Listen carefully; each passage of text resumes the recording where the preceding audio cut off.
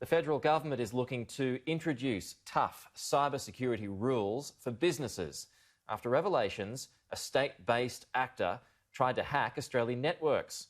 Firms may also contribute to the cost of updating the nation's cybersecurity strategy. Well, joining me now is former National Cybersecurity Advisor Alastair MacGibbon. Alastair, good morning to you. Thanks so much for joining us. So if you cast your mind back to Friday when the Prime Minister announced that this was in place, that this cyber attack was in place, what did you think of it?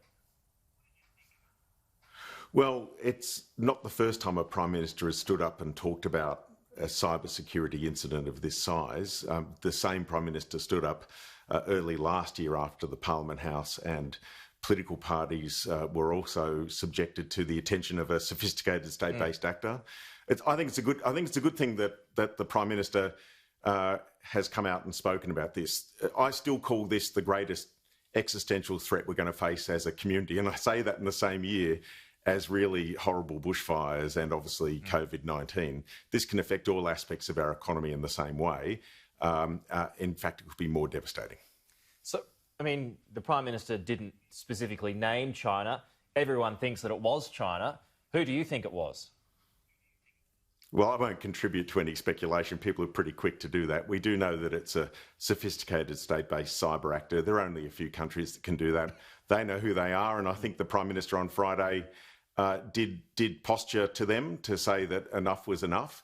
But the most important thing about the Prime Minister's announcement on Friday was actually a call to action for us, for the Australian community, for people that own and operate computer systems, whether they're in the public sector or the private sector, that they need to better protect themselves. At cyber.gov.au, there's plenty of information about how to actually find this particular offender, what we call the indicators of compromise, and the call to action from the Prime Minister.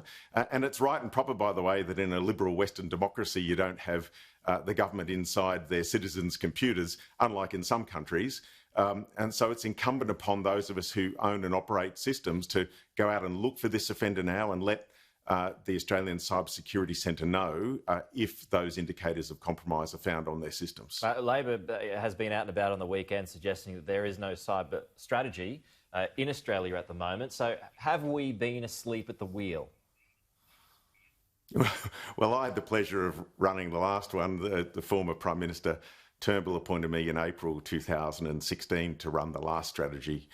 Look, the Australian government has matured really significantly in this space over the last 4 years. There's always more to do. No one hangs up a mission accomplished sign when it comes to cybersecurity. Our systems are more complex. The threat actors are clearly active, and we rely upon these systems in more ways than we've ever done before. Look, what was really heartening to me on the Prime Minister's announcement on Friday was his recognition of the private sector when it comes to cybersecurity. We know the private sector owns and operates the vast bulk of critical infrastructure, but it's also private cybersecurity companies that actually do a lot of the heavy lifting there.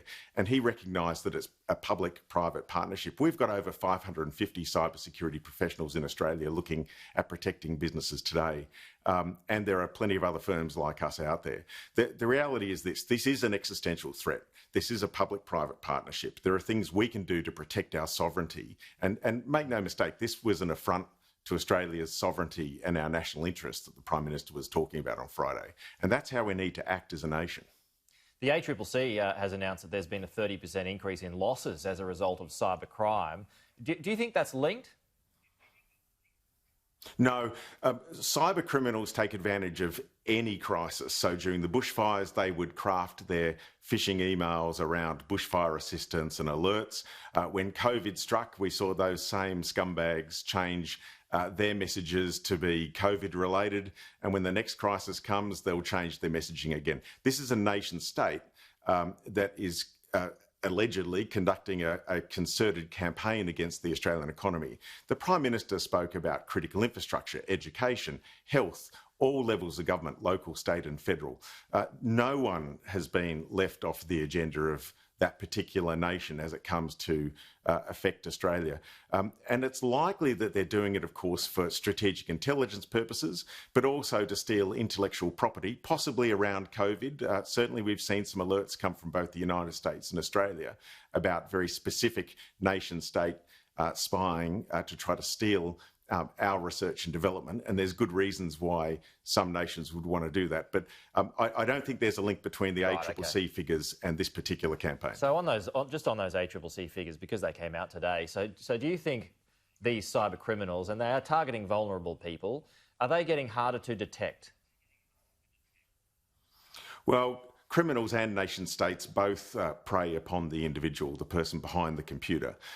In the case of criminals, they're agnostic to who they target. They don't care whether they're taking money from an American or an Australian. They don't care if they're taking it from a vulnerable Australian or a rich Australian. They just want cash.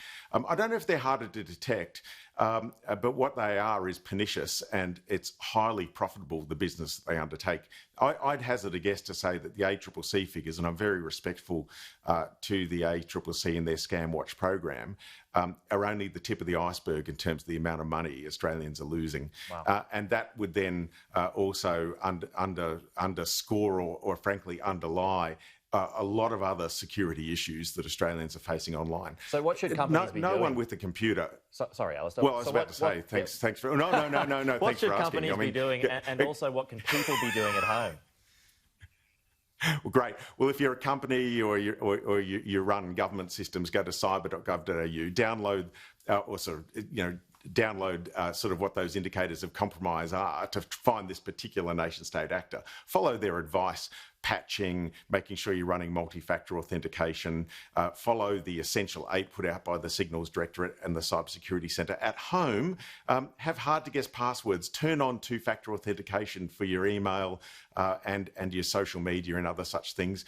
Make sure you update your computer. So, my phone and my computer tell me all the time that whether it's Microsoft or Apple have got new patches for me. Don't delay, do them straight away.